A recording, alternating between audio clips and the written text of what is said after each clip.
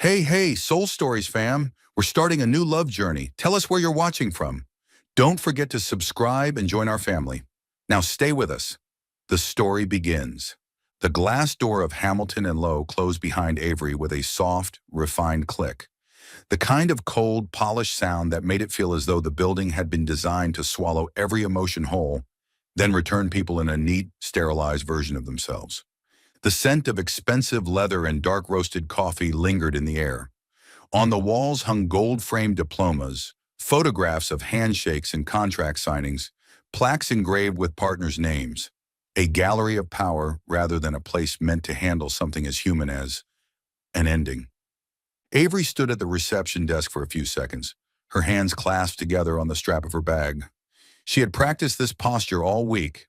No hunched shoulders, no lowered head, no letting her eyes reveal anything beyond "I'm fine." She wore a light beige, straight-cut coat that fell to her knees. At a glance, it made her look as though she had simply lost some weight, or maybe just eaten a large meal. Underneath was a simple dress, soft fabric, loose enough that when she sat down, everything would still look normal. Avery knew her 5-month body well enough to understand which angles could hide it and which would expose it completely. She hadn't come here to put on a performance, but she wasn't foolish enough to offer her secret to that room before she was ready. She said her name. The receptionist didn't look up right away. Nude polished fingers continued tapping on the keyboard, as if Avery were just another appointment on the schedule. Not a woman who had come to sign the final punctuation mark on a marriage. An internal phone line buzzed softly. The receptionist picked up the receiver, smiling with practiced ease. "Conference room 3, hallway on the right, second door. Mr. Kensington is already here." Avery nodded. "Thank you." She walked on, the sound of her heels striking the polished stone floor in an even rhythm. Each step was a reminder. Don't shake, don't beg, don't turn back. All she needed to do today was sign and leave. The hallway was long, brightly lit, and cold. The framed degrees along the wall reflected the ceiling lights into white streaks. Avery caught her own reflection in the glass.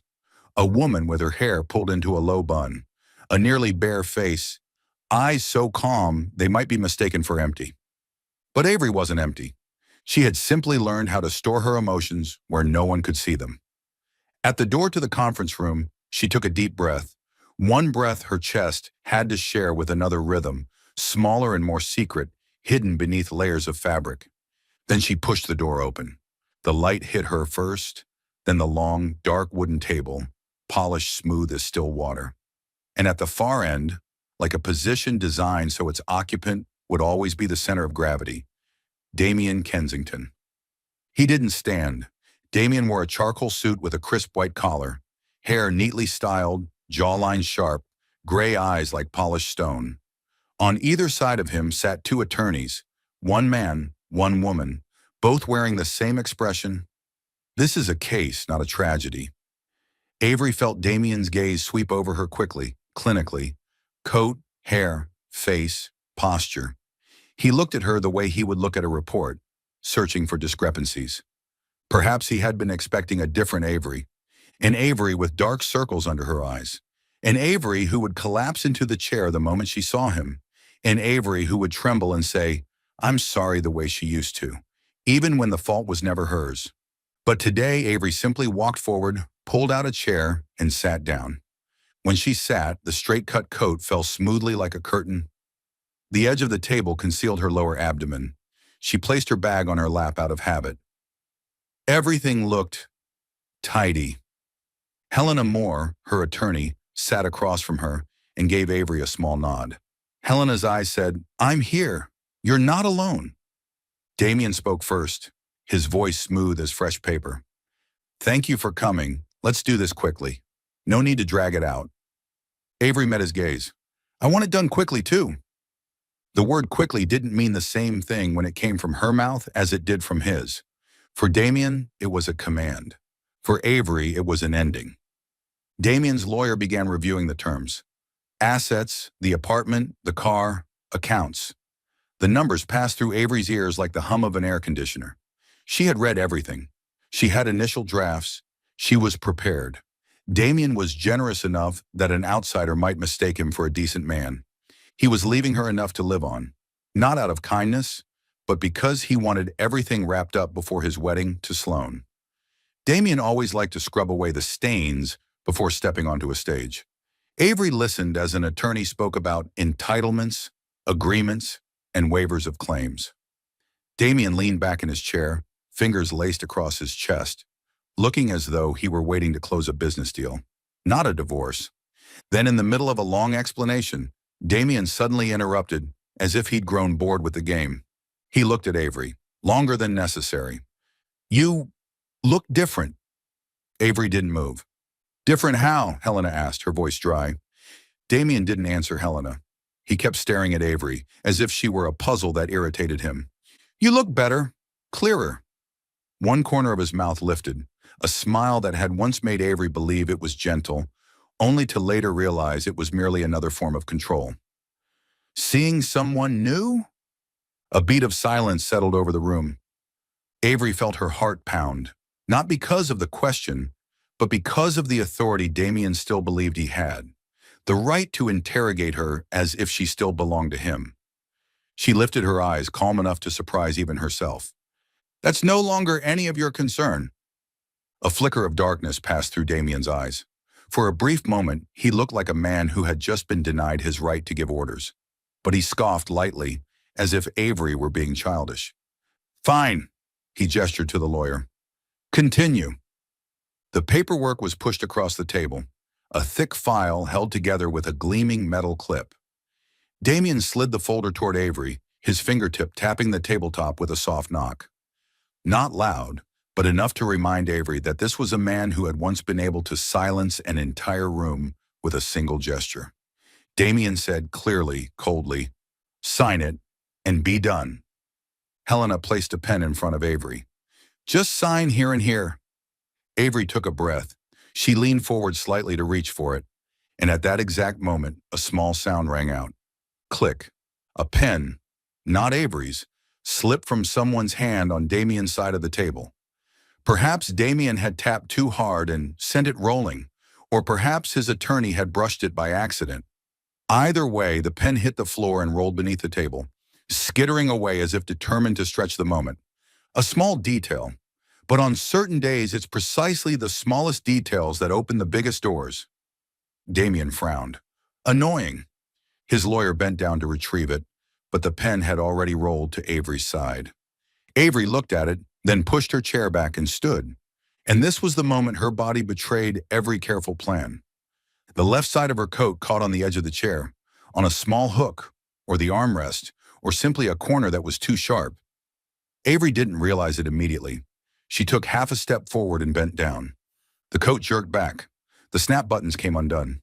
Instinctively, Avery twisted sideways to free herself, and the curve of 5 months was suddenly, unmistakably visible beneath the conference room lights. Round, firm, a life growing. Not a big meal, not weight gain. Avery still bent down and picked up the pen. Her fingers closed around the cold metal on the floor, as if it were just an ordinary object. But above the table, the air had already changed. She heard Damien's chair scrape back hard. Screech! Avery looked up. Damien was staring at her as if she did not exist in the world he controlled. His gray eyes widened. 1 second. 2. As if he didn't know where to place this reality within his internal system of right and wrong. And then the pen in his hand dropped onto the table.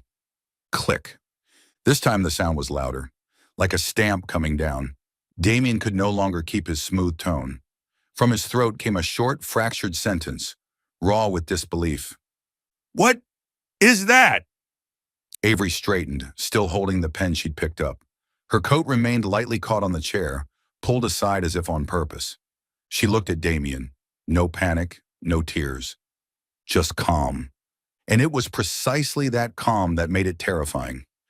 Damien shot to his feet so fast the leather chair behind him slammed back with a dry crack, its legs scraping hard across the polished wood floor like claw marks. Impossible. His voice came out rough, as if he couldn't believe his own ears. "We've tried for years." In that moment, everything else in the conference room became meaningless. Every gaze locked onto a single point. Avery's stomach. The two lawyers beside Damien glanced at each other, confused. They had no idea how a smooth signing had suddenly turned into an explosion. Helena Moore said nothing right away. She simply sat there, both hands resting on the tabletop, like someone who had foreseen this scene a long time ago. Avery was still standing, holding the pen she had just picked up.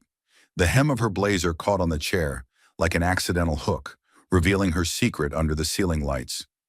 Damien stared at her, eyes wide as if searching for some reason to turn what he was seeing into a visual mistake. "What is that?" he repeated, this time lower, more dangerous. "Talk!" Avery took a breath, then calmly pulled the blazer free from the chair. No rush, no panic. She unbuttoned it as if shedding a final layer of armor. The fabric fell onto the chair. The room went silent. Avery placed one hand on her stomach, exactly where her body instinctively chose. A protective reflex, not a performance. Something a mother does before the woman has time to think. Her voice was steady, unshaken. "I'm pregnant, 5 months." The silence stretched unnaturally long. Damien blinked, then let out a very short laugh. Not out of amusement, but because his brain was desperately looking for an escape route. "No," he said, almost grinding the word out. "That's not possible." Avery met his gaze. "It is." Damien stepped toward the table, both palms slamming down on the dark wood. A vein pulsed at his temple. He looked at her stomach like it had betrayed him. "We've tried for years," he repeated louder this time. "So many doctors, so many tests." "We," Avery echoed mildly. "You call that we?"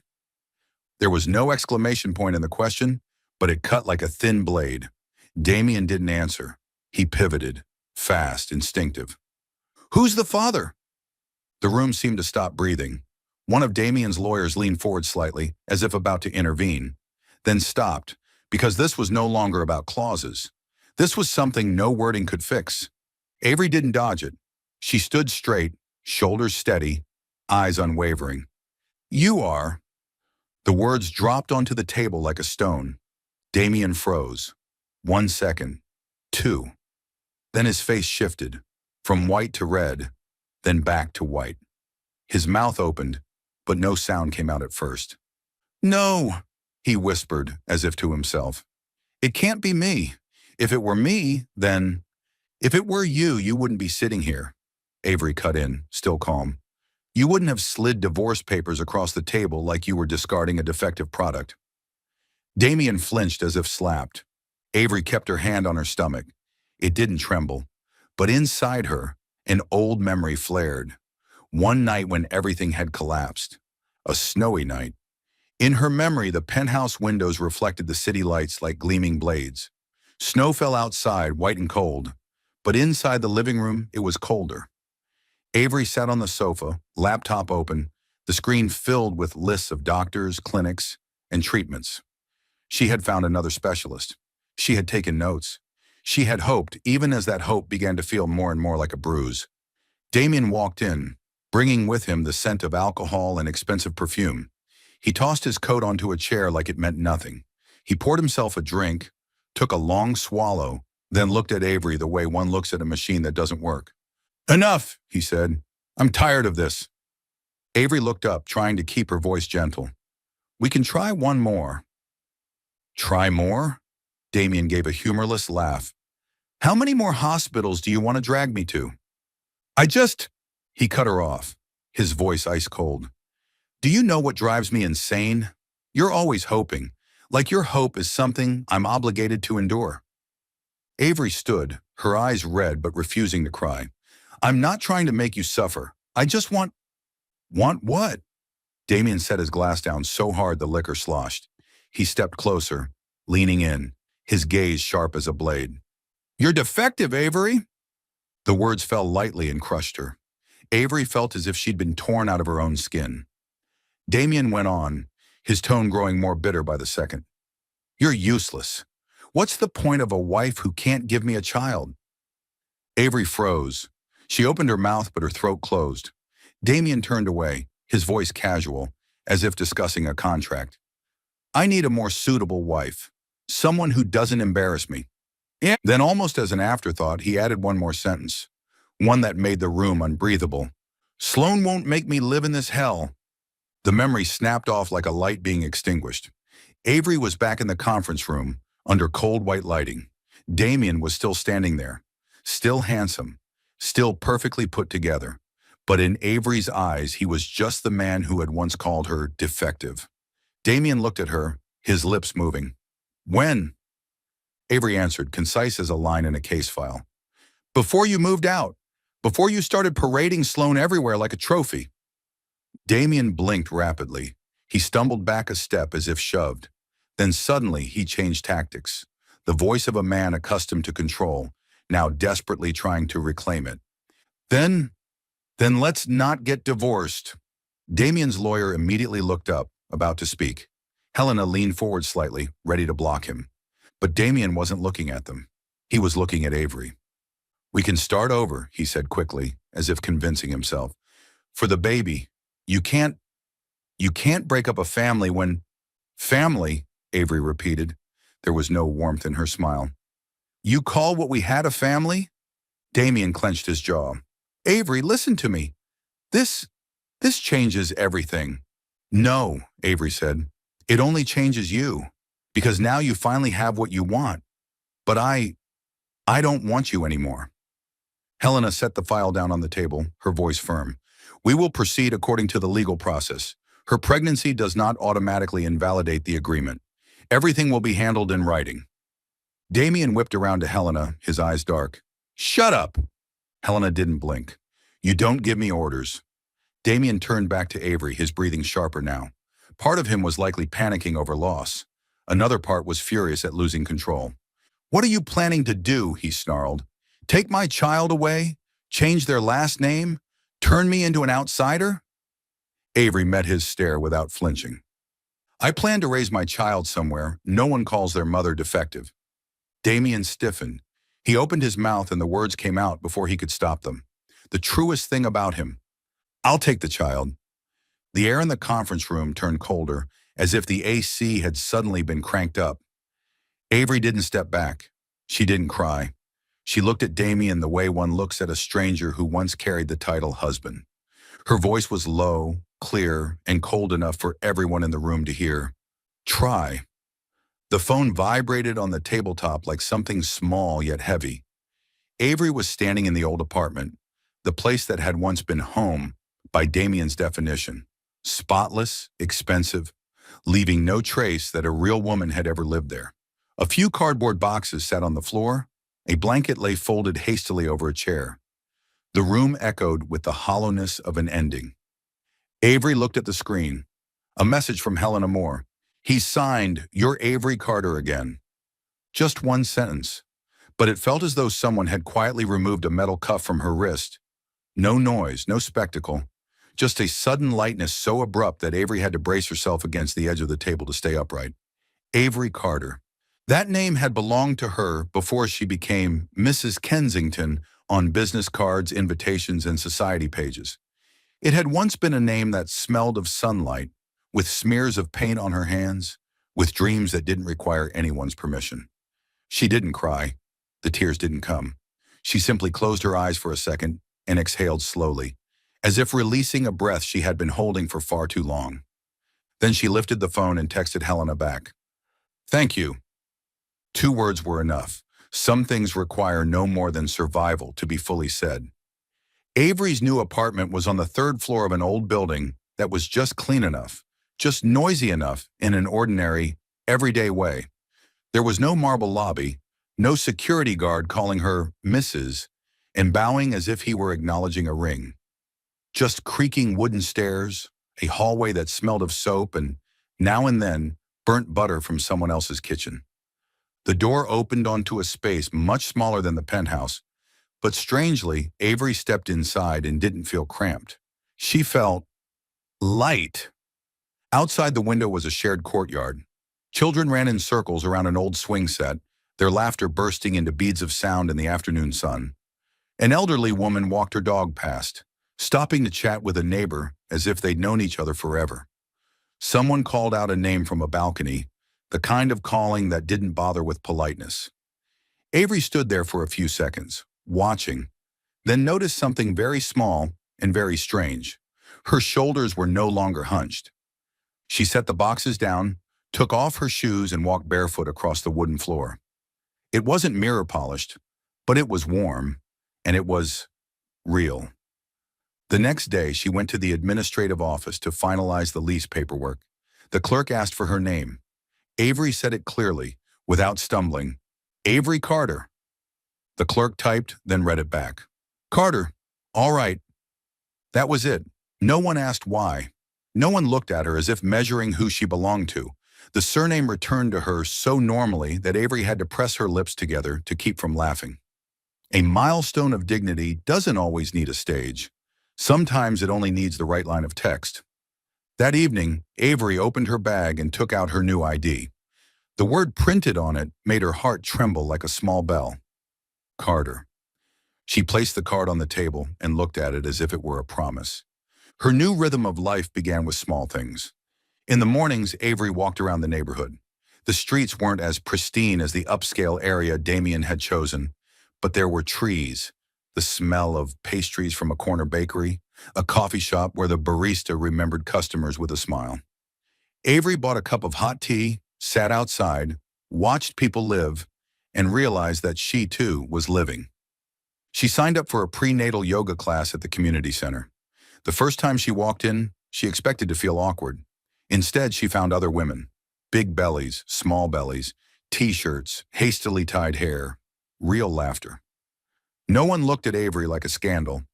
No one looked at her as someone's wife, just a woman about to become a mother.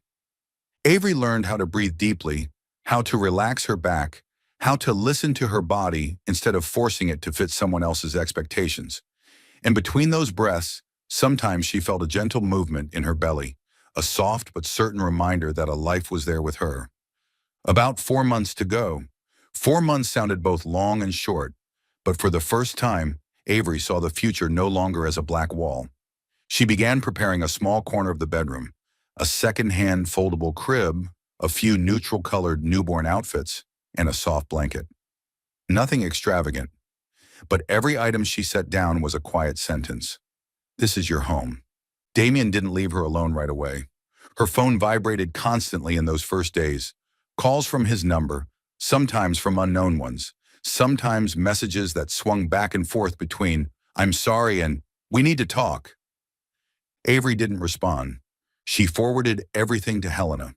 Then the flowers started arriving. Expensive bouquets elaborately arranged, wrapped in glossy paper like apologies purchased with money. The delivery person rang the bell and asked, Avery, Kensington. Avery would simply say, Carter, and sign with a neat stroke of her name. She didn't throw the flowers away. She didn't keep them either. Downstairs lived an elderly neighbor, Mrs. Elaine, a gray-haired woman who often sat in the courtyard with a knitted shawl and a book. Avery carried the bouquet down and placed it on the bench beside her. For you. Mrs. Elaine looked up, first at the flowers as if they were a miracle, then at Avery. Why are you giving them to me? Avery shrugged, trying to sound casual. I don't need them. Mrs. Elaine smiled, lifted one flower to smell it. Sometimes people give flowers not to make us happy, but to make themselves feel less guilty. Avery said nothing. Mrs. Elaine didn't ask anything else. She simply handed Avery a peppermint candy, as if it were a fair exchange. Avery took the candy, and for the first time in many days, felt a small warmth in her chest. That night, Avery was heating a glass of warm milk in the kitchen when the building buzzer rang. The sound came suddenly, making her flinch. She wiped her hands, walked to the door, and looked at the camera screen mounted inside. The image appeared under the dim yellow light of the lobby, Damien Kensington. He stood there as if he still had the right to stand there. Dark coat, straight posture, expressionless face, but his eyes, those gray eyes, no longer held the smooth confidence of the boardroom. There was something else in them, hot, tense, and dangerous in a way Avery knew all too well. Avery stood still, her hand instinctively resting on her belly. The buzzer rang again. She stared at the screen, at the man downstairs, and in the space between them, Avery heard her own heartbeat clearly. like a knock on a door. The building buzzer rang for the third time. Avery stood behind her apartment door, one hand resting on her belly, a reflex that was both protective and self-soothing. On the camera screen, Damien was still there, standing straight, silent, like a breathing stone. He looked directly toward the lens as if trying to pierce through the thin layer of plastic to see straight at her. Avery swallowed. Her throat was dry as though she had just crossed a desert. She pressed the intercom button. Her voice came out calm, so calm it surprised even her. Everything goes through the lawyers. No extra words, no why are you here? No, go away. And no, please, just a boundary. Avery shut off the intercom immediately. She didn't wait for a response. She didn't give Damien a chance to turn a sentence into a negotiation. She stood still for a few seconds, watching the screen. Damien remained there for a moment longer, then finally turned and walked away. His figure disappeared from the frame like a storm forced to stop at the threshold. Avery exhaled, as if she'd been holding her breath for far too long, and then, in the quiet that followed, she felt her belly. Not hunger, but a gentle movement. A small tap from the inside, like a reminder. "Mom, I'm here." Avery placed her hand there softly. "I'm okay," she whispered, not sure who she was speaking to her baby or to herself. The next morning, Avery went to the clinic. Not the large hospital Damien used to take her to, the way one delivers a broken object to a repair shop. Not the cold hallways, not the sharp click of hurried shoes, not the looks that treated her like a high-risk case. This clinic was smaller, warmer. The glass door was decorated with clouds and a little deer. The waiting area smelled of herbal tea, and there was a shelf of children's books, old ones, worn spines, as if they had passed through many imperfect hands. Avery stepped inside and felt as though she were entering a place that didn't demand proof of anything from her. She filled out the paperwork. In the full name box, she wrote clearly, Avery Carter. When she handed the form to the receptionist, the young woman read it and smiled kindly. "Good morning, Ms. Carter. How are you feeling today?" Just a simple question, but Avery paused for half a beat because it had been a long time since anyone had asked her how she felt without attaching a list of expectations. She answered briefly, "I'm fine." The receptionist nodded and entered the information into the computer. "Your file notes a previous last name, Kensington. How would you like us to address you?" Avery didn't hesitate. "Miss Carter." She said it this time not as a defiant statement, but as something self-evident. Her name belonged to her. "Yes, Miss Carter," the receptionist replied immediately without further questions. "Please have a seat. The nurse will call you shortly." Avery chose a chair near the window. Morning sunlight fell across the floor in a warm stripe. Outside, a maple tree rustled, its leaves trembling as if talking to the wind. Avery watched, and for a few minutes, the tightness in her chest eased. She didn't know how long she had lived in rooms where the only sound was her own heart beating with anxiety. The nurse's voice called out, "Miss Carter?"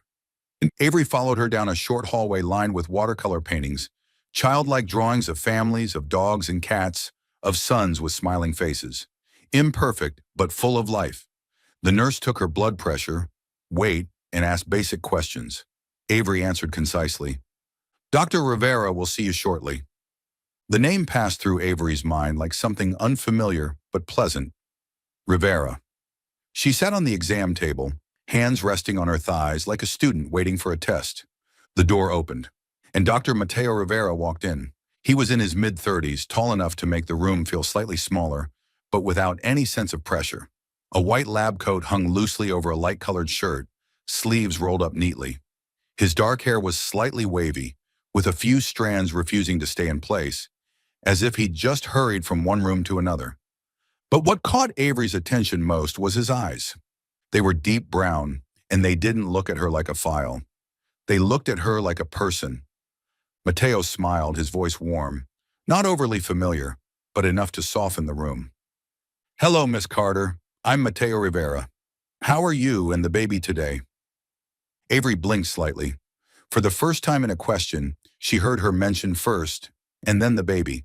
She replied, "I'm fine. The baby on it is fine too."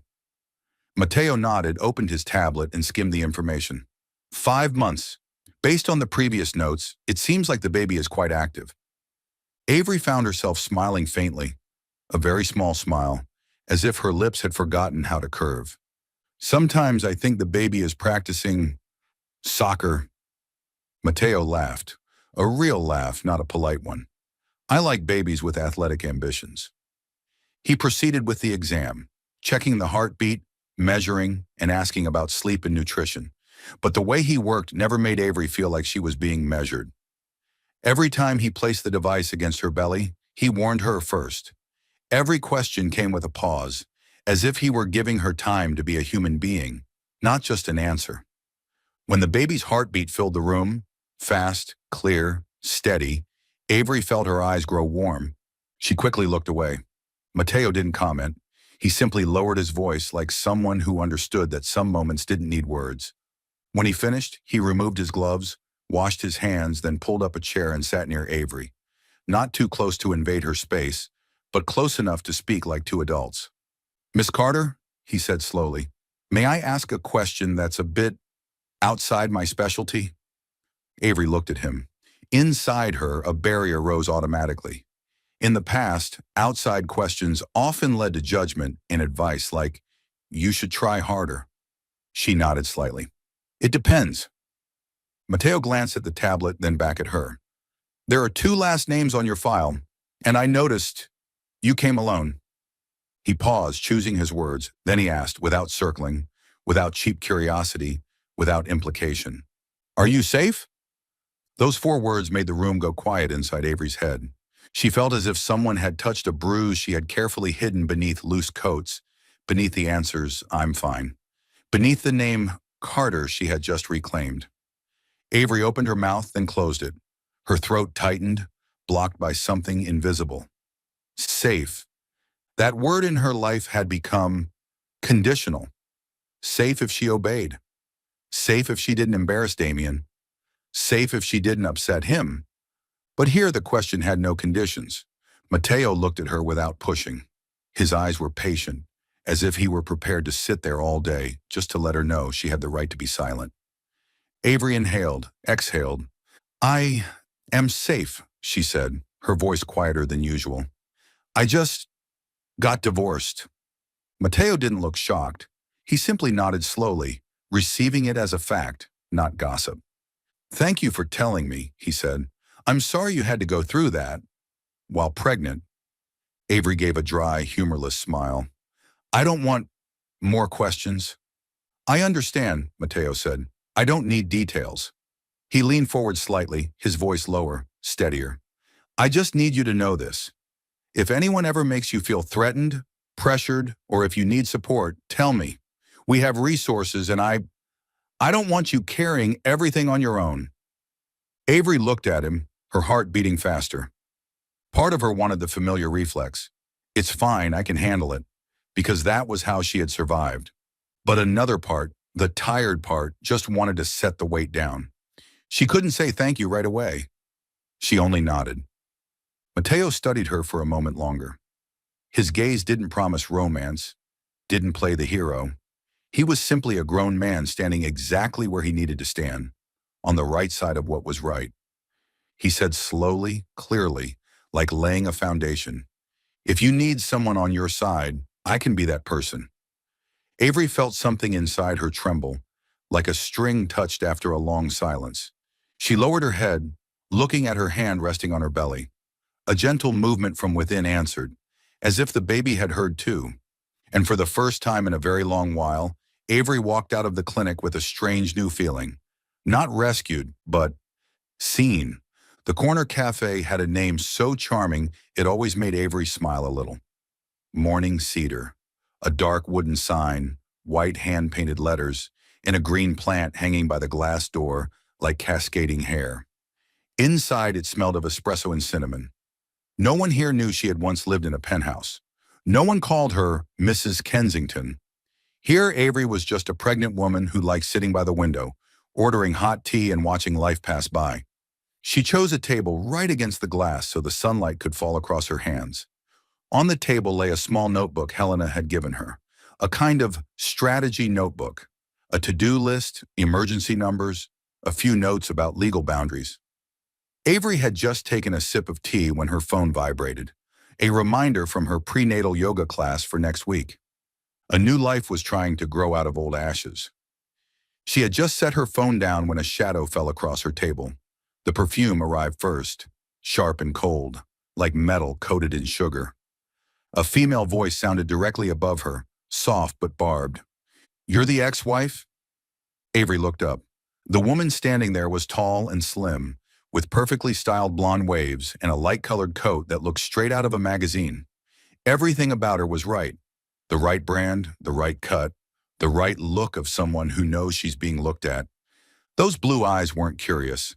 They were calculating, measuring Avery's position in her personal hierarchy. Avery didn't need an introduction. She had seen Sloane's face in the carefully leaked society pieces Damien allowed. Those accidental investor dinners, half-face photos at events, the way the media called her a rising star in marketing. Sloane Hart. Avery rested her hand on the mug handle, steadying her breath. "What do you want?" Sloane tilted her head, as if deciding whether Avery was worth her time. Then she pulled out the chair across from Avery and sat down without asking. A small act, but enough for Avery to understand. She was here to take space. "Damien says you're very reasonable," Sloane began, her smile thin. "So I thought we could talk like adults." Avery didn't smile back. "I have nothing to say to you." "Oh, you have plenty." Sloane's gaze flicked briefly, quickly but venomously, toward Avery's stomach. "I hear you're pregnant."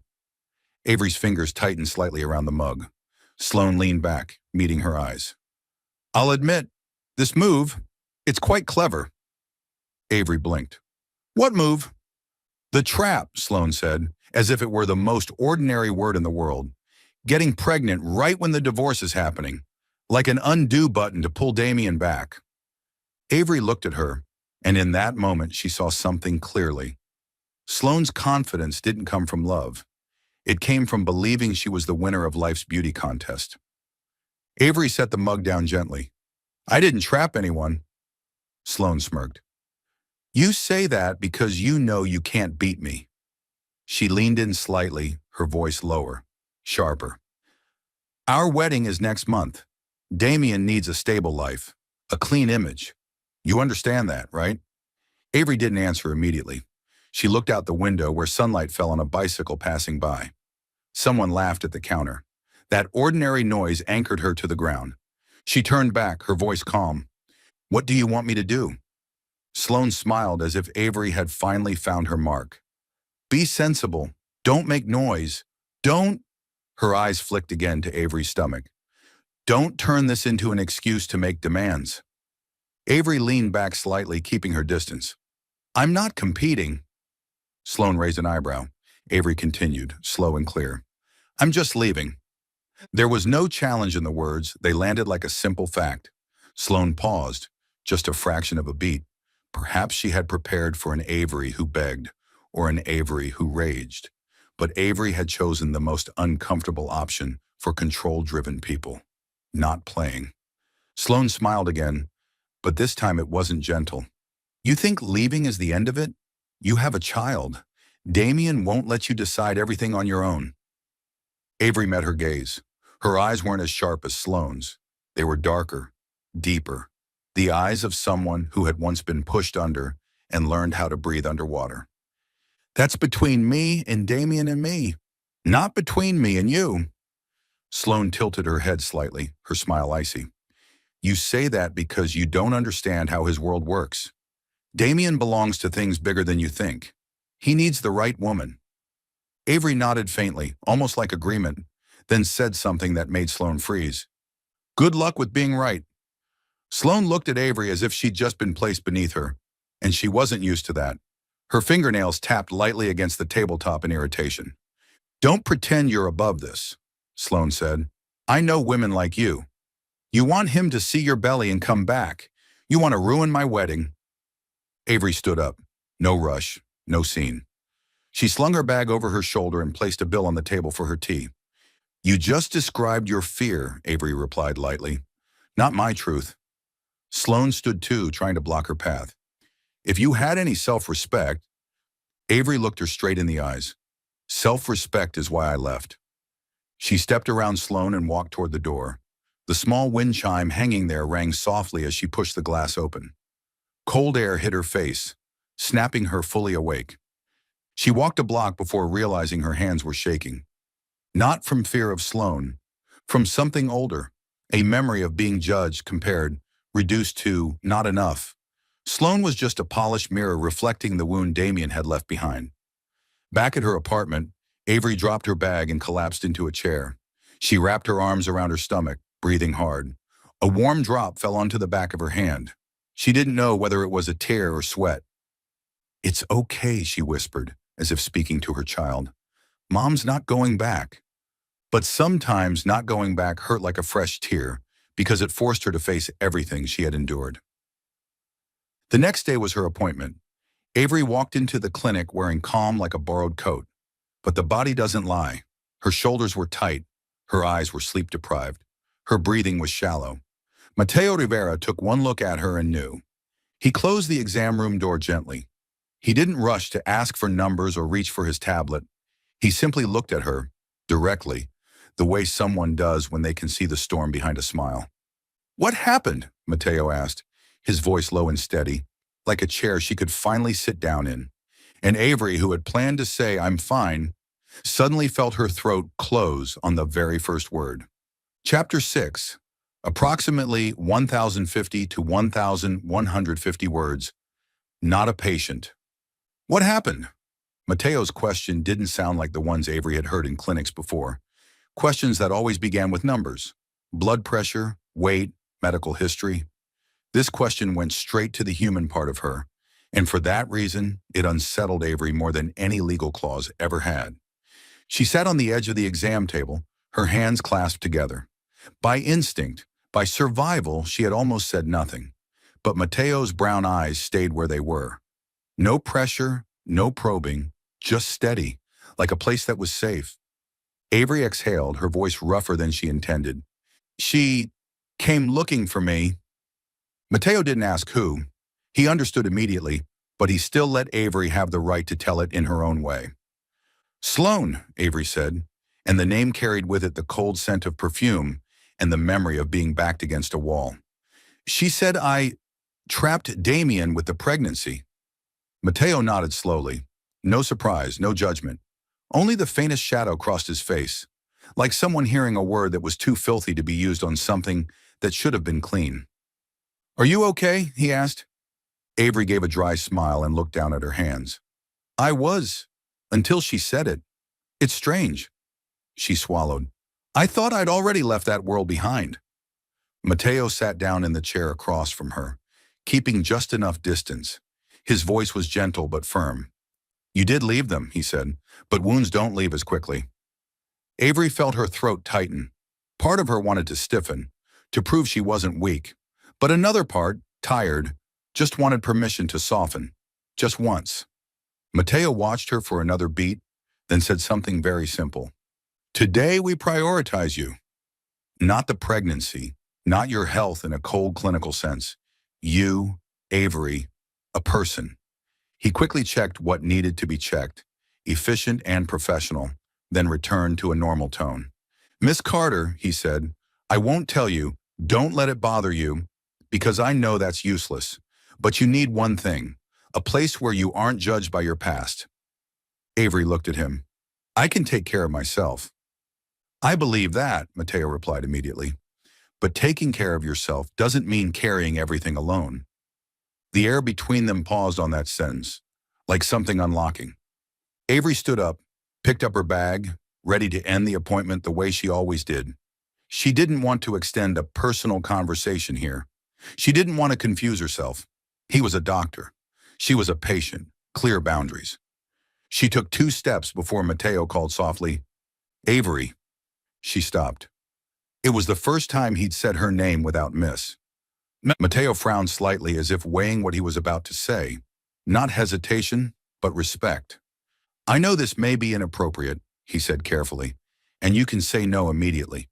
But," he took a small breath, then met her eyes, "would you like to have dinner with me?" Not as my patient. The world inside Avery's head went suddenly silent, like someone had cut the sound. She had prepared herself for many things: legal paperwork, Damien's pressure, Sloane's cruelty. But she hadn't prepared for a man looking at her as a woman, someone deserving of kindness, at a moment when she was pregnant and newly divorced. Avery gave a very small smile, half self-mocking, half defensive. "You're asking me to dinner when I'm—" She didn't finish the sentence, only touched her belly lightly, like a period at the end. Mateo didn't smile, didn't play the hero. "I'm not asking out of pity," he said. "I'm asking because I enjoy talking to you, and I think you deserve a normal evening." A normal evening? Those words made Avery want to cry, because for her, normal had become a luxury. Not being interrogated, not being measured, not being weighed and assessed. Just eating a meal, breathing, being human. But the fear was still there, like a guard dog at the door. She heard Damien's voice in her head. "Who would want you?"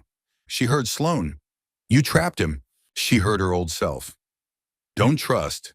Avery looked at Mateo for a long time, searching his eyes for something familiar from Damien. Possession, pity, the urge to save her. There was none, only sincerity and a kind of patience that didn't force itself. "Just one dinner," Avery said finally, her voice low. "I won't promise anything more." Mateo nodded at once, as if that was exactly the answer he'd hoped for, and respected every word of it. Just one. The Italian restaurant Mateo chose wasn't in a glamorous district. It was small, with warm yellow light, wooden tables, and background music as thin as breath. The server greeted Mateo by name, like a regular. Mateo pulled out Avery's chair. No show, no performance. They ordered pasta, sparkling water, and a salad. Avery realized she was eating, and that it tasted good, a simple thing she hadn't had in a long time, because meals with Damien had always been events, performances played to assigned roles. Mateo talked about his work, about choosing obstetrics because that's where hope lives. He didn't speak to impress, he spoke like someone sharing. Avery spoke less, but then, without knowing why, she said something she had stored away for 5 years. "I used to draw." Mateo looked up. "Draw what?" "Anything," Avery replied, smiling faintly. "Trees, people, color. I like color." Mateo paused. "Why did you stop?" Avery turned her fork slowly. Damien said it was pointless. It was a hobby for people with nothing to do, that his wife shouldn't get paint on her hands. Mateo looked at her. This time his eyes darkened, not with loud anger, but with a deep, quiet refusal. "He doesn't get to define your value," Mateo said. Avery wanted to laugh, but nothing came out, only a heat rising in her chest. After dinner, Mateo didn't take her to a bar or pull her into a loud romantic date. He took her to an art supply store. Avery stood in front of the watercolor shelf, her fingers touching a paint set like she was touching a former life. She heard herself whisper, "I'm not sure I can still draw." Mateo answered simply, "Then try." He picked out a few basics: paper, pencils, a small paint set, not the most expensive, not to buy her, but to build a bridge back toward her. The next day he took her to the botanical garden. Sunlight filtered through the greenhouse glass in green streaks. Avery sat on a bench, opened the sketchbook, and looked at a flower just beginning to bloom. Her hand trembled at first. Then the line appeared. Not beautiful, not perfect, but real. Mateo stood beside her, not looking at the page like a judge. He looked at Avery as if watching something return from the dead. "See," he said softly, "you're still here." Avery bit her lip. A tear fell onto the page. She wiped it away quickly, but the water spread, leaving a mark, proof that she could still feel. And for the first time in a very long while, Avery felt seen, not as a divorced wife, not as the mother of a child, but as Avery. That evening, Mateo drove her home. The small apartment glowed warmly. The courtyard was quiet. A light breeze stirred. Mateo stopped the car. They sat in silence for a moment, as if neither wanted to break the gentleness wrapping around them. He walked her up to the door, didn't step inside, stopped exactly at the boundary. Avery reached for her keys, her hand slower than usual. Mateo said softly, "Avery." She turned. Mateo looked at her like a man trying to do the kindest thing in a situation that could easily be misunderstood. He spoke slowly, carefully, placing each word down so he wouldn't frighten her. Avery, I want to do everything right, but I genuinely like you. Not trust me, not let me take care of you. Just a truth, spoken cleanly, without conditions. Avery stood still, her heart pounding. In that quiet hallway, she heard both past and future at once. On one side, Damien's voice calling her broken, and on the other, a man standing at her door, asking permission. With respect. The next morning, Avery woke to the faint sound of something sliding softly outside the door, a noise too quiet to be called loud, but strange enough to pull her out of her shallow sleep. She got up, walked over, and opened the door a crack. A white envelope lay right at the threshold, thick, squared at the corners. Stamped with the seal of the court in the name of a law firm, Avery recognized immediately. The firm Damien had always used to package deals like steel containers. Avery stood there for a few seconds, as if not touching it might make it disappear. It didn't. She bent down and picked it up. The paper was cold, heavy, like a stone. In the kitchen, morning light fell across the old wooden table. Avery set the envelope down and tore it open. Her hands trembled slightly despite her effort to steady them. The papers slid out like blades. Petition for joint custody. Request that the child carry the Kensington surname. Request for a restraining order. Avery's vision darkened as she reached that line. A cold surge ran straight down her spine, fast and merciless. So he really did it. Damien hadn't come to apologize. Damien had come to reclaim control, using the only weapons he truly mastered, money and the law. Avery pressed a hand to her belly, breathing fast. The baby kicked lightly, reacting to her racing heartbeat. Avery closed her eyes for a moment, forcing herself back into the present. But in her mind, Damien was already there, standing in a conference room, gray eyes cold, saying calmly, "I will take the child." Avery had thought it was an angry threat. It turned out to be a plan. Her phone vibrated. A message from Helena arrived at precisely the right moment, as if she had sensed the storm. "Have you received it?" Avery replied, short and broken. "Yes. I'm scared." Less than a minute later, Helena called. Her voice was direct, giving Avery no room to sink. "Listen to me. Don't panic. Damien is using the petition to throw you off balance. The more you panic, the more he wins." Avery swallowed. What if he wins? The question escaped before she could stop it. It wasn't a legal question. It was the cry of a mother. Helena paused just long enough for Avery to hear her own heartbeat. Then she said, firm as a nail driven in, "He won't win if you do this right. And you will do this right. Because I'm here." Avery leaned back against the kitchen cabinet, her legs suddenly weak. Helena continued, shifting into strategy mode. Step 1, communication boundaries. From now on, you do not respond to any calls or messages from Damien. Everything goes through me. He'll try to provoke you into saying something wrong that he can use in court. Avery nodded even though Helena couldn't see her. Step 2, we prepare evidence of stability. Helena listed, like reading an inventory. Lease agreement, prenatal appointments, prenatal yoga class, freelance income, bank accounts, health insurance, post-birth plan. Avery listened, clinging to the bullet points like a handrail. Step 3, Helena lowered her voice. Evidence of emotional abuse. Avery went rigid. Helena didn't soften it. What he said to you, broken, useless, threats to take the child, that's a pattern of control. Do you have texts, emails, notes, witnesses? Avery remembered the silent nights after his verbal attacks, the words Damien hurled at her, and then walked away as if nothing had happened. She hadn't saved them. She had deleted them because she was afraid to see them. I don't know, Avery breathed. That's okay, Helena cut in calmly. We'll reconstruct it. You write down everything you remember. Dates, contexts, exact words. Do you have journals, medical appointments? Anyone who saw you fall apart? Any doctors who noted stress? Avery closed her eyes. Yes. Good, Helena said. Do not try to be the nice one in this fight. Being nice to Damien is cruel to you and your child. Avery felt her throat tighten. I just want peace. Peace is coming, Helena replied. But first you have to stand firm. The call ended. Avery set the phone down and stared at the envelope on the table like a sleeping animal. She knew it would bite if she turned her back. The window suddenly rattled. Wind. A normal sound. But Avery flinched. She hated this feeling, always having to stay on guard. Her phone vibrated again. This time a message from an unknown number. Avery, we need to talk. Don't let lawyers ruin everything. Damien.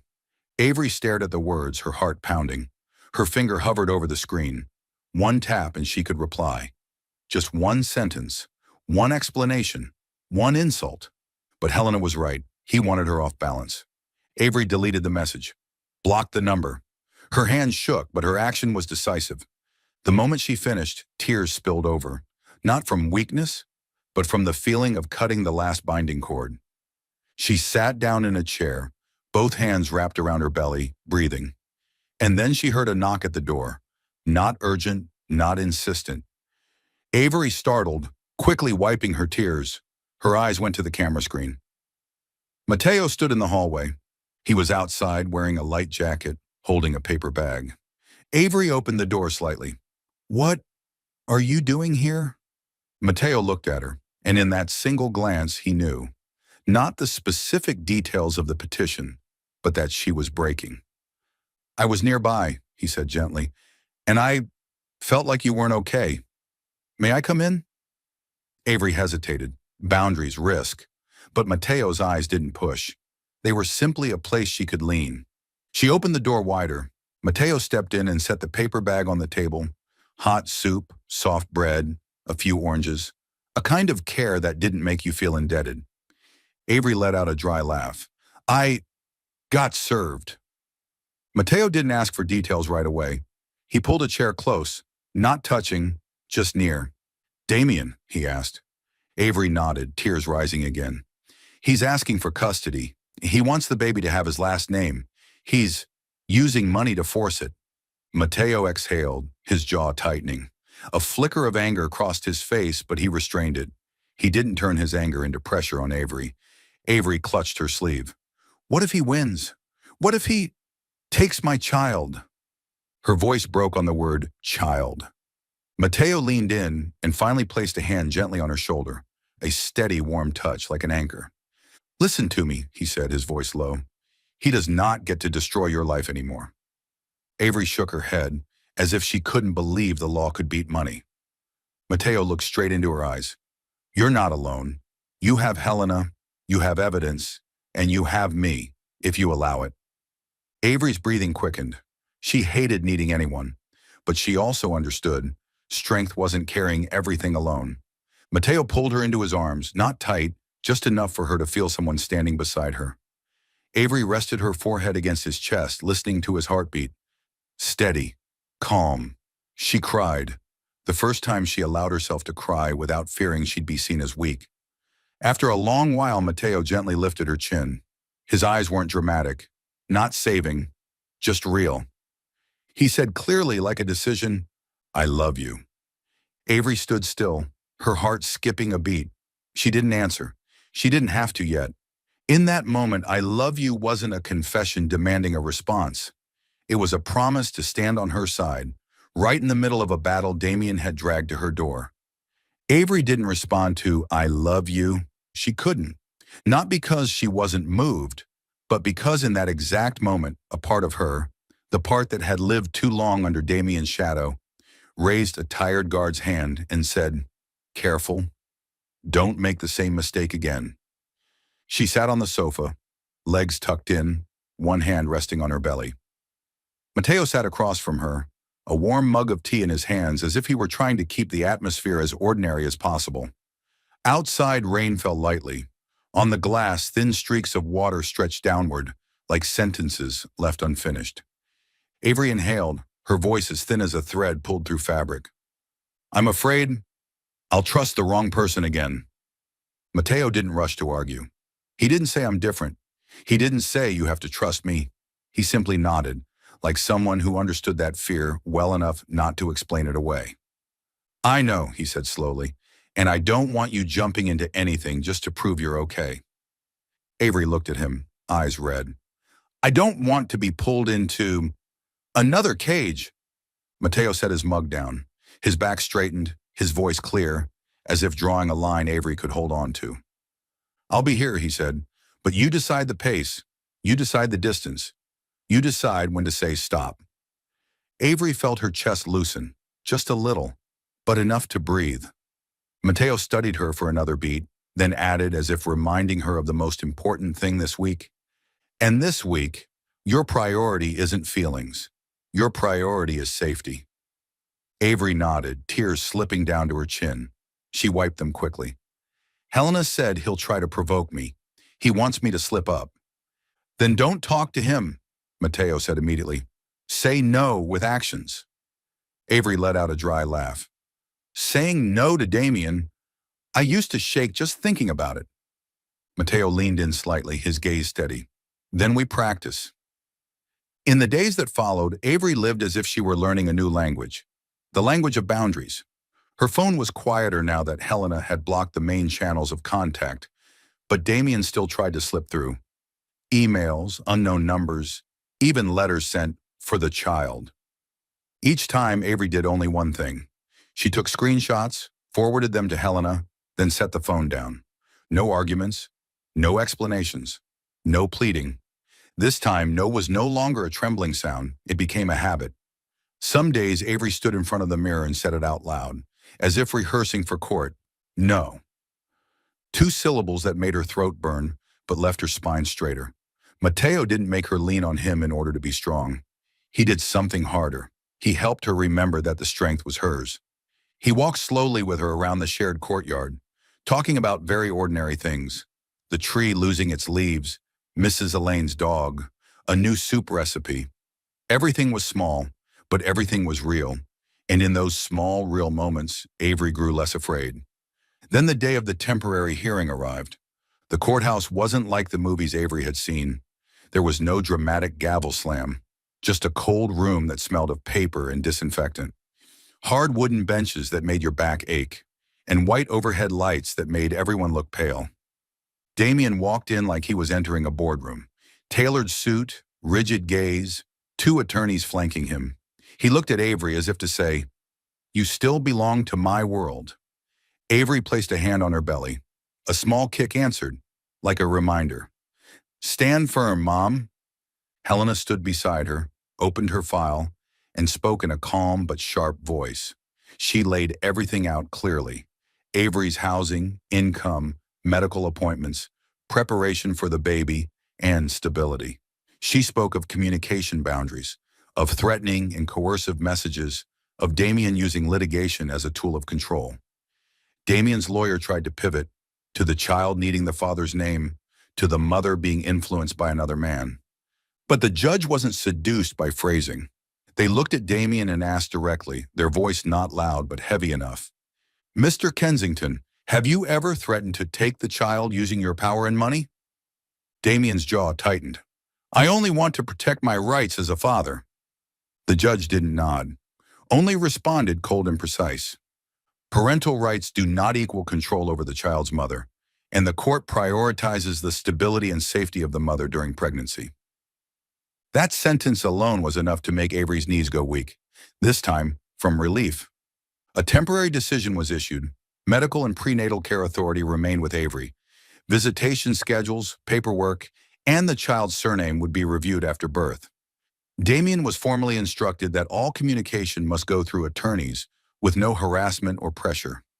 Damien left the courtroom like a man whose microphone had been cut. His face was flushed. He hissed something to his lawyers, then turned sharply toward Avery in the hallway. "You think you've won?" he snarled. Avery looked at him. Her heart was still racing, but her hands no longer shook. "I just want peace," she said. "If you want to be a father, start by respecting your child's mother." Damien looked as if she'd struck his pride directly. His eyes darkened. Then suddenly, his tone shifted, fast as a mask being changed. "Avery!" He lowered his voice, almost pleading. "I was wrong. I went too far." An apology that came too late, an apology that smelled of fear of loss. Avery didn't respond. She turned away. Because she understood now, apologies don't turn time back. Apologies don't restore the dignity that was ground into the floor. On the drive back, Helena glanced at Avery in the rearview mirror. "You did well," she said. Avery exhaled as she just crossed a suspension bridge. Her phone vibrated. A message from Helena followed immediately, short and practical, as always. "We won for now, but he'll try again." Avery looked at the screen, then out the car window, the city sliding past, yellow lights stretching across wet pavement. And she placed a hand on her belly and felt a gentle movement. "Yeah," Avery whispered, this time not in fear, "but so will Mom." 2 a.m. The entire building slept beneath a silence thin as paper, but beyond the window, the sky was screaming. Rain slammed against the glass in waves. Wind yanked at the power lines until they shrieked. And every time lightning split the sky, the room flashed white, as if someone were taking photographs. Avery jolted upright in bed as pain tore from her lower back down into her belly. Nothing like the vague tightening she'd felt in recent days. This pain had rhythm, intention. It carried a clear message. It's time. She stood in the middle of the room, one hand clutching her belly, the other bracing against the chair. Her breathing went shallow. Cold sweat beaded along the back of her neck. In the darkness, she heard Mateo stir on the couch in the living room. He'd been sleeping there for weeks now, an unspoken agreement between them. He stayed close so that if Avery needed him in the night, she wouldn't be alone. Avery called softly, her voice breaking with pain and fear. "Mateo, it's starting." Mateo was on his feet instantly, as if his body had already been awake. No panic, no unnecessary questions. He stepped into the room, his eyes scanning quickly, her color, her posture, her breathing. "Look at me," Mateo said, his voice low and steady. "Breathe with me. In. Hold. Out." Avery clung to his voice like a handrail. The contraction passed. She trembled. Mateo had already grabbed his phone, called the hospital, and delivered the information in short, precise sentences. Then he turned back and picked up the bag prepared in the corner of the apartment. Documents, baby items, towels, chargers, and a soft outfit Avery liked. "Okay," he said. "We're going." Avery glanced toward the window. Rain pouring down, wind flattening the maple tree in the courtyard. "The weather," she breathed. "It's bad." Mateo put a raincoat on her first, pulled the hood snug, then wrapped a thin scarf around her neck. He moved quickly, but not in a way that made her panic. He moved like someone who had practiced this 100 times. "You just breathe," he said, lowering himself so his eyes were level with hers. "I'll handle the rest." They descended the stairs. Each step felt like a negotiation with her body. Avery had to stop halfway as another contraction surged. Mateo steadied her, didn't pull, didn't lift her like she was fragile. He was simply there, exactly when needed. "One more," he said. "You're doing great." Rain lashed her face the moment the building door opened. Mateo held an umbrella, but the wind tore at it, threatening to flip it inside out. He adjusted instantly, pulled Avery close, shielded her with his body, and opened the car door. As Avery settled into the seat, another wave of pain crashed down. "Mateo!" she groaned, gripping the seatbelt. Mateo started the engine, turned on the hazard lights, his voice never rising. "Look at me. In. Out. You're safe." The car surged into the rain-soaked streets. Water pooled beneath the streetlights, stretching into long, golden reflections. Each swipe of the windshield wipers erased the world and brought it back. Erase, return. Just like the contractions overtaking her body. Mateo drove steadily. He kept talking, not to fill silence, but to anchor Avery to the present. The pain comes. You breathe. It goes. It doesn't stay forever. "Do you hear me?" Avery nodded, tears spilling over. She didn't know whether from pain or from the fear that she wasn't strong enough. "I hear you," she whispered. "Good," Mateo said. "You're doing exactly right." At an intersection, the car jolted over a flooded pothole. Avery gasped as her belly clenched hard. "I can't do this," she cried, her voice breaking. Mateo glanced at her briefly, then reached over and took her hand, never taking his eyes off the road. "You can," he said, "because you're not doing it alone." The hospital glowed white like a massive ship anchored in the storm. Avery was rushed into a delivery room. Machines beeped. Footsteps hurried past. Voices called out, "IV in," and fetal heart rate is good. But through all of it, Avery heard only Mateo's voice. "Breathe. Look at me. One more time. You're doing so well." Labor lasted longer than Avery had imagined. Pain crashed over her in waves. At times, she felt as if she were separating from her own body, as though her soul wanted to flee. "I can't," Avery sobbed, her vision blurring. "I can't do this anymore." Mateo leaned in close, his forehead nearly touching hers. His brown eyes didn't waver. "You can," he said, slow and certain, as if hammering the words into the air. "Not because you have to prove anything to anyone, but because you're a mother, and your baby is coming." Thunder roared in the distance. Outside, the rain still raged. Inside, Avery gathered every remaining ounce of strength, not for Damien, not for anyone else, but for herself and the life standing at the edge of the world. And then a cry rang out, high, clear, furious with life just entering existence. The nurse placed the baby on Avery's chest. The baby's skin was warm, slick, and trembling slightly. Avery looked down, a small, scrunched face, thin dark hair plastered to the scalp, tiny hands clenching and releasing. Avery's breath caught. Tears poured freely. "Hello," she whispered. "Hello, Oliver." Mateo stood beside her, his eyes red. He reached out and gently touched the baby's forehead, a gesture of reverence. "Oliver James Carter," he said softly, as if naming were a sacred ritual. "You're beautiful." Avery turned her face and pressed her lips to her son's forehead.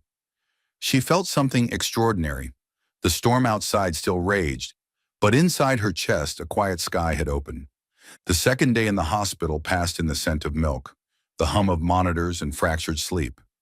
Avery held Oliver in her arms, her hospital gown loose, her hair a mess, but her face was calmer than it had been on the day she signed the divorce papers. Mateo sat beside the bed with a cup of cold coffee, his eyes never leaving mother and child, as if they were a real miracle. Then the door swung open. Avery startled and looked up. Damien Kensington stood there, holding a large bouquet of flowers and an oversized teddy bear, as if gifts could repair every word that had shattered her. His gaze landed on Oliver, then shifted to Mateo, and the room dropped several degrees colder, even though the heater was still running. Damien stood at the doorway, like a man who had stepped into a room that no longer belonged to him. The bouquet in his hands was too large, the teddy bear too new, everything reeking of the easiest kind of redemption money could buy. But what made the air in the room sag wasn't the flowers. It was the way Damien's gaze locked onto the man sitting beside the bed. Mateo, a simple shirt, hair slightly mussed from sleeping upright, a cup of cold coffee in his hand. He looked at Damien without challenge and without retreat, calm, like someone who had chosen his place and was standing still inside it. Damien's jaw tightened. His voice snapped out, sharp and openly possessive. "What is he doing here?" Avery was holding Oliver against her chest. The baby slept, lips pursed, breath thin as thread. Avery adjusted the blanket over him before lifting her eyes. She looked exhausted, but the old fear was gone from them. "He's here because I want him here," Avery said clearly.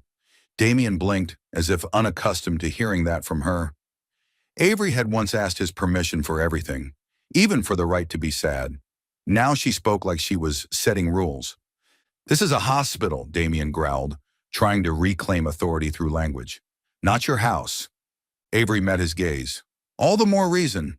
You don't get to give orders here." Damien stepped closer. The bouquet brushed the doorframe, leaves rustling with an unpleasant sound. "I came to see my child," he said, forcing his voice low. "I have that right." Mateo stood up, but he didn't move forward. He simply straightened, his voice calm, like a second door behind the first. "You can see the baby," Mateo said, "if you behave appropriately."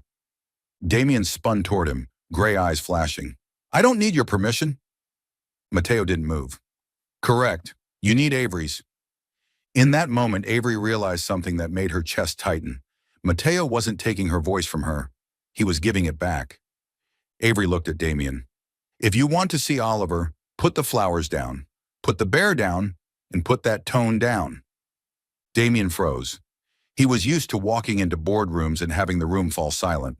Now a woman in a hospital bed, hair messy, gown loose, was controlling the air. He swallowed. Then, as if he finally understood that touching the baby required setting his ego down first, Damien complied. He placed the teddy bear on a chair near the door. Set the flowers on the table by the window. The expensive gifts sat there, suddenly useless and slightly absurd in a room filled with the smell of milk. Avery nodded once. Sit!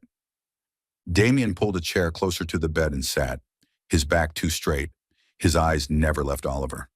Avery, he whispered as if afraid to wake the baby. I want to hold him. Avery studied him for a few seconds. Somewhere inside her, the scars were still there. But her child, this baby, had the right to a biological father, if that man was willing to learn how to be human. All right, Avery said, but listen carefully. Damien nodded stiffly.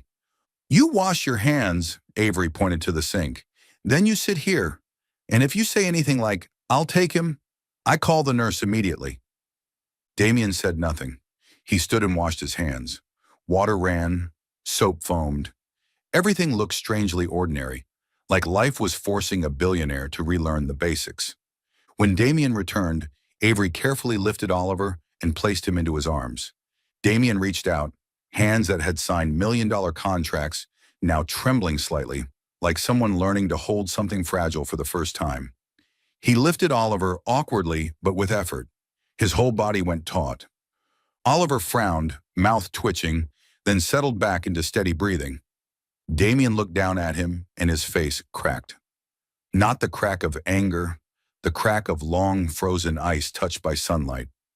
The gray eyes that had once been cold suddenly filled with moisture. He stared at the tiny nose, the small mouth, the faint curl of fingers. My God, Damien whispered, his voice breaking. My son. Avery watched, her feelings too complex to name. She didn't soften toward Damien as a man, but she did see something real. Love for his child. Damien lifted his eyes to Avery, red-rimmed.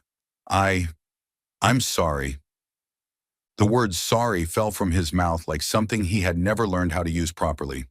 I'm sorry for what I said, Damien swallowed hard, for calling you those things, for making you believe you weren't enough. Avery listened. Her heart didn't leap with hope. It simply settled, like a late acknowledgement of something she had known all along. She nodded, her voice even. I accept your apology. Damien exhaled as if he'd just been spared. But Avery continued, clear and final. I'm not coming back. The flicker of hope in Damien's eyes went out instantly. He looked at Oliver, then at Avery, as if he couldn't understand why sorry didn't buy the pass back. Mateo stood quietly in the corner, not intruding, but his presence was like a steady breath filling the room. Damien lowered his voice, clinging to the last thing he could. The lawsuit. Avery didn't answer. She waited. Damien's jaw tightened. I'll withdraw it, for now. He looked at Avery, almost pleading. We'll arrange visitation. By the book. Helena had warned Avery not to negotiate directly, but Avery also understood. A step back from Damien now could mean precious peace for Oliver. Helena will work with your attorney, Avery said. Clear visitation. Clear rules. Damien nodded, his eyes still fixed on Oliver. I just want to be in my son's life. Avery looked at him, and this time her voice wasn't soft or hard, just true. Then learn how to be there without destroying everything. A while later, Damien handed Oliver back to Avery. He studied the baby as if trying to memorize every feature. He picked up the bouquet and set it neatly in place, as if in a ritual. At the door, he paused, turned back and looked at Avery for a long moment. I'll prove I can be a father, Damien said, his voice low, more serious than before. Avery didn't smile. She didn't encourage him. She simply pulled Oliver closer and met Damien's eyes. Prove it with actions. Damien stood still for a second, as if the words had pinned him in place. Then he nodded, turned, and closed the door. As the door shut, the room seemed to exhale. Avery looked down at Oliver and kissed his forehead. Mateo stepped closer, his voice very soft. "You did really well." Avery didn't answer right away. She looked at the door, then turned to Mateo, who was still standing exactly where he should be, not taking space, not forcing anything. Just staying. And in her chest, a thought flashed like lightning after a storm. Maybe Father isn't the only man who shares DNA. Maybe Father is the one who chooses to stay, in the right way. Oliver slept in Mateo's arms as if that were where he had always belonged. Only one small yellow lamp was on in the living room, its light spilling onto the old wooden floor in a warm strip. Outside the window, the city was quiet, a rare kind of quiet after months of storms. Avery stood at the bedroom doorway, not stepping in, just watching. Mateo held Oliver tilted against his chest, one hand supporting the baby's neck, the other patting gently in rhythm. He sang very softly, no recognizable song, just low, instinctive hums like an improvised lullaby. Oliver frowned, then relaxed. Each time Mateo exhaled, the baby seemed to breathe with him.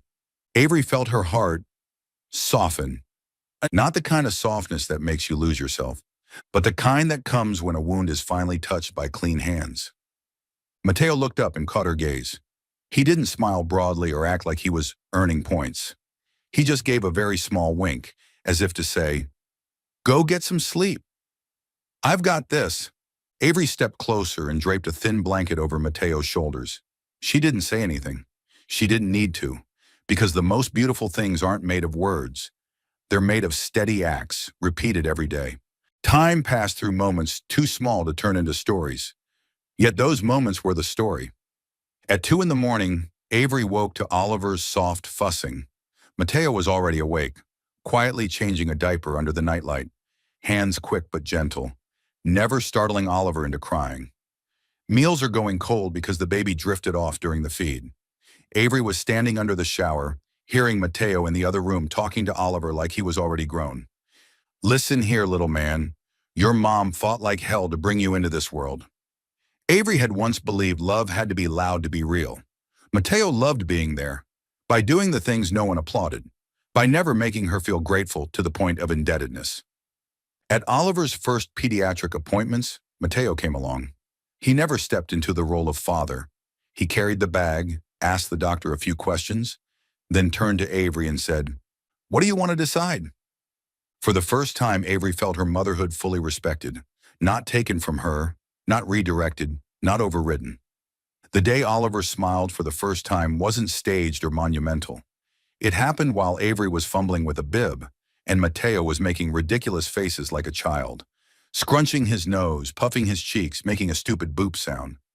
Oliver burst into giggles, mouth open, eyes crinkled. Avery froze for a few seconds. Then tears rolled down her face, silent and hot.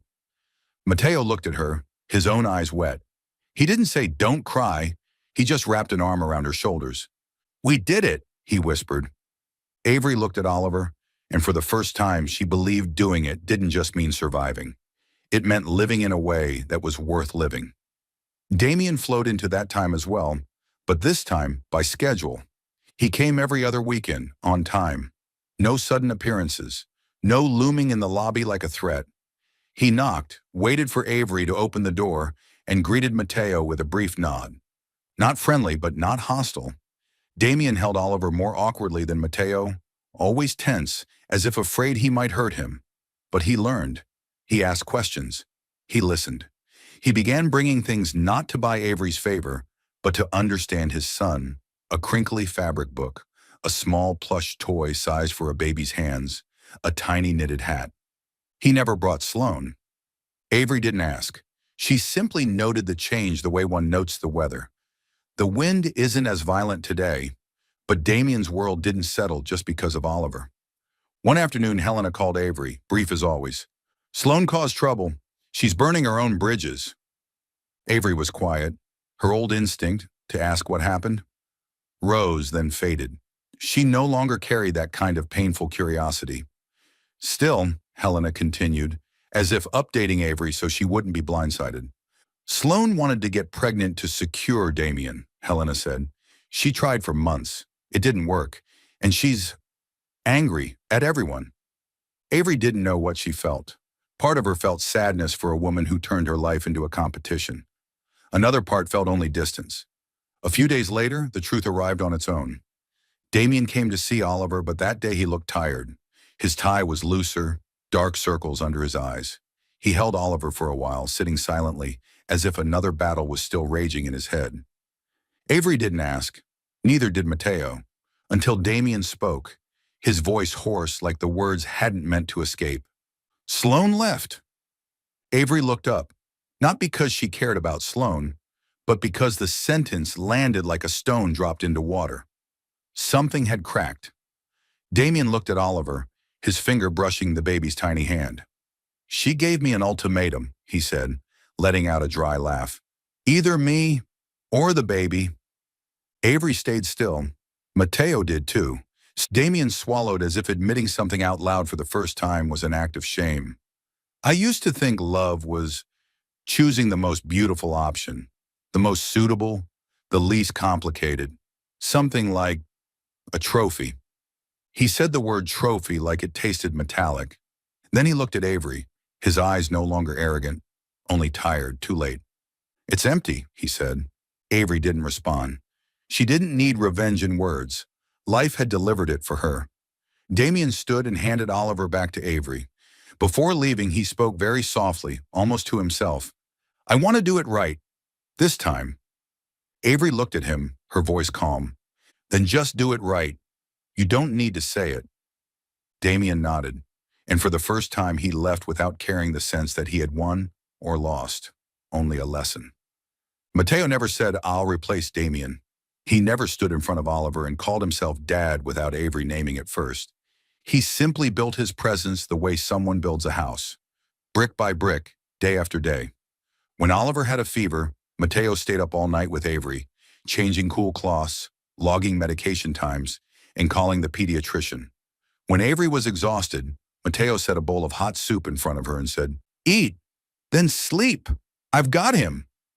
Not an order. Care that didn't require permission. Avery slowly understood.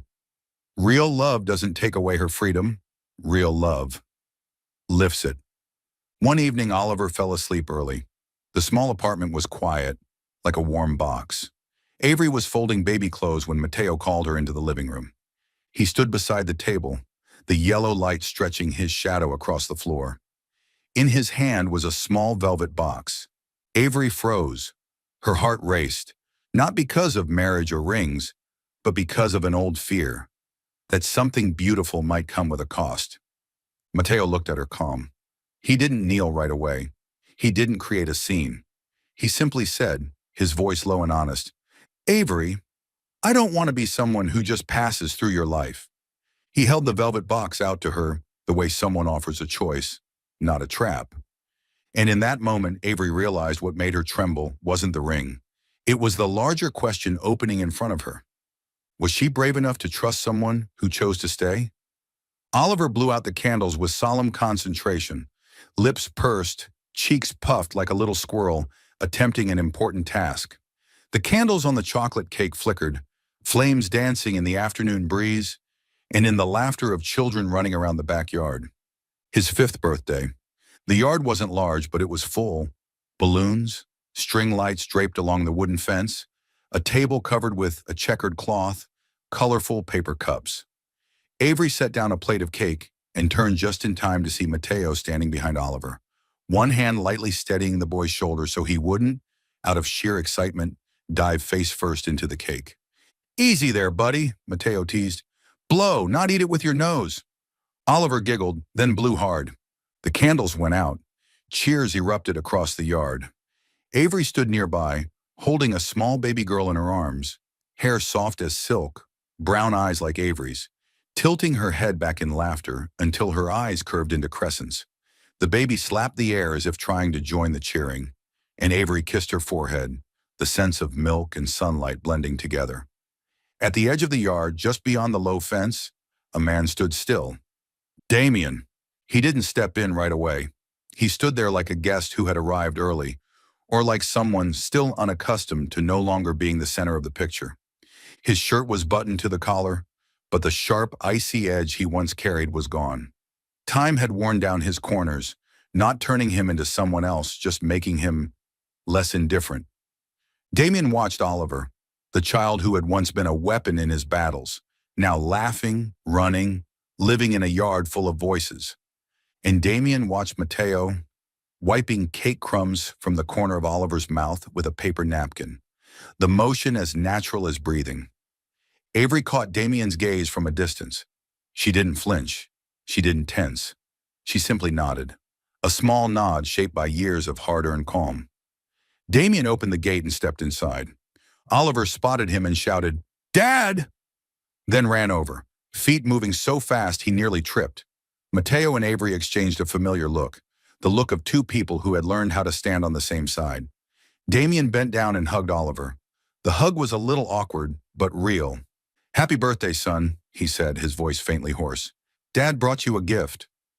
Oliver pulled Damien farther into the yard, as if pulling an entire part of his life with him, as if no war had ever existed. Watching them, Avery realized something. Oliver didn't need Damien because Damien deserved him. Oliver needed Damien because Oliver deserved a childhood without having to choose sides. Avery and Mateo's wedding was small and warm, exactly as she wanted. No press, no stage, just a garden, a handful of loved ones, a few laughs, and a simple dress that made Avery look like herself. Not someone's wife, not someone's spouse.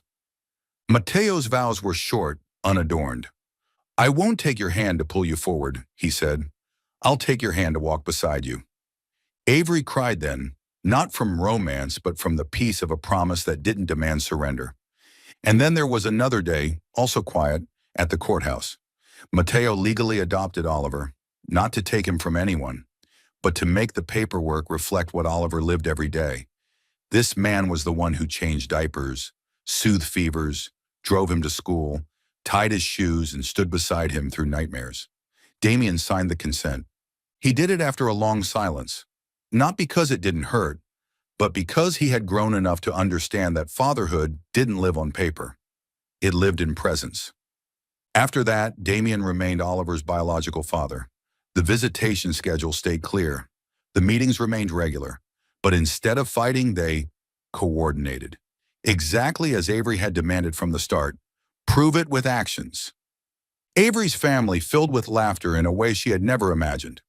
Oliver grew up surrounded by two kinds of love: a biological father who had relearned how to be a father, and an everyday father who didn't need a title to stay.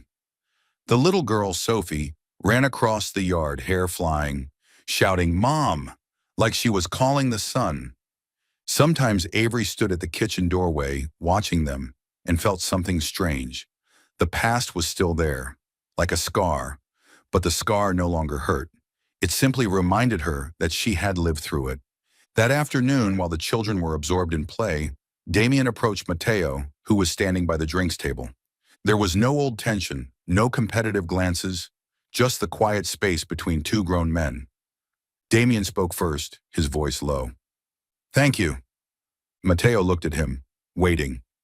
Damien swallowed, forcing himself past the remnants of his old ego. "Thank you for giving Oliver a real family." Mateo nodded slightly. No triumph, no false modesty. "Oliver has a family because Avery chose it," Mateo said. "I just stayed." Damien looked toward the yard where Oliver was laughing, running, falling, and springing back up as if pain were temporary. He let out a long breath, as if releasing something he'd held for 10 years. "Yeah," Damien said. "Avery chose right." Night fell. The string lights along the fence flickered on, small bulbs glowing like stars brought low. Avery stood on the porch holding a drowsy Sophie. Oliver leaned against her leg, clutching a toy car, his head tipping to the side. Mateo stepped up behind her and wrapped his arms around her waist. A familiar embrace, not possessive. "I'm just here." Avery looked out over her yard. Laughter, toys, the smell of cake, damp grass, a gentle wind. An ordinary life she once believed she didn't deserve. And she understood, deeply and clearly, like a final line that needed no embellishment.